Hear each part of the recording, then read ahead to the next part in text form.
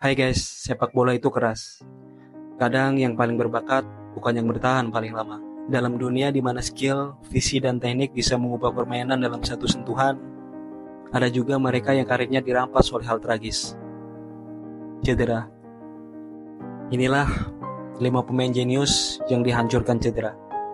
Nomor 5, Jack Wilshere. Tahun 2011, usia 19 tahun, Wilshere mengatur tempo lini tengah Arsenal melawan Xavi dan Iniesta di Liga Champions. Banyak yang bilang inilah gelandang Inggris di masa depan. Tapi apa yang terjadi? Cedera pergelangan kaki parah membuatnya absen satu musim penuh. Begitu pulih, dia kembali cedera.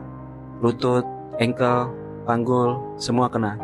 Dari 2011 hingga pensiun di usia 30, Wilshere menghabiskan lebih dari 1000 hari di ruang perawatan. Dari talenta kelas dunia, jadi pengangkat bangku cadangan di Bournemouth, West Ham, sampai Aarhus di Denmark. Semua karena tubuhnya tak sekuat otaknya di lapangan.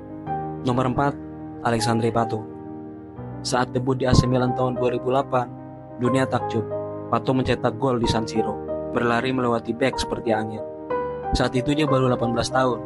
Dijuluki pewaris kakak, Pato dianggap sebagai striker masa depan Brazil. Tapi di balik kecepatan luar biasa itu, ototnya rapuh. Cedera hamstring berulang membuat karirnya tersendat. Antara 2010 sampai 2013, dia melewatkan lebih dari 40 pertandingan karena cedera otot. Dan yang lebih parah, performanya tak pernah kembali ke level awal.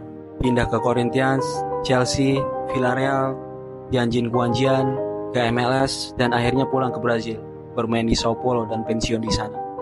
Kalau tubuhnya bisa bertahan, mungkin dunia akan menyebut namanya di deretan striker top, seperti Aguero dan Benzema. Nomor 3, Marco Reus. Marco Reus adalah wajah sepak bola Jerman di era modern. Gelandang serang dengan dribble tajam, finishing klinis, dan visi yang brilian.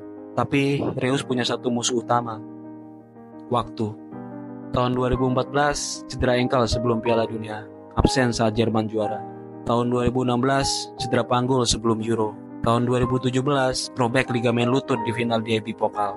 Tahun 2021, kembali cedera saat Jerman butuh pengalamannya di Euro. Bayangkan, pemain sekelas Reus tidak pernah bermain di satu pun turnamen besar secara penuh bersama timnas Jerman. Total, Reus sudah mengalami lebih dari 40 cedera berbeda sepanjang karirnya. Nomor 2, Ronaldo Nazario. Kalau kalian nonton bola di awal 2000-an, nama Ronaldo El Fenomeno itu seperti makhluk dari planet lain. Kecepatan, kekuatan, teknik dan penyelesaian, semuanya sempurna. Tapi tahun 1999 dan 2000 jadi mimpi buruk. Ligamen lututnya robek parah 2 kali. Satu momen bahkan disebut sebagai cedera terburuk yang pernah ditayangkan langsung di televisi. Dia absen total selama 2 tahun penuh.